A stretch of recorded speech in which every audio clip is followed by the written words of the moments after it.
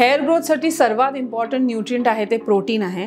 तर प्रोटीन आपल्या आहारामध्ये 60 to 75 ग्रॅम मिनिमम असलंच पाहिजे. तर हे तुम्हाला अलग अलग सोर्सेसमधून मिळतं. तर आपले कडधान्य जे असतात त्याच्यामधनं मिळतं. नट्स म्हणजे आल्मंड्स, वॉलनट्स असतात त्याच्यामधनं, seeds, flax seeds, pumpkin seeds, melon seeds यामधनं मिळतं. नॉन व्हेजिटेरियन फूड सोर्सेस म्हणजे एग्स, चिकन यामधनं, मिल्क अँड मिल्क प्रोडक्ट्स किंवा सोय.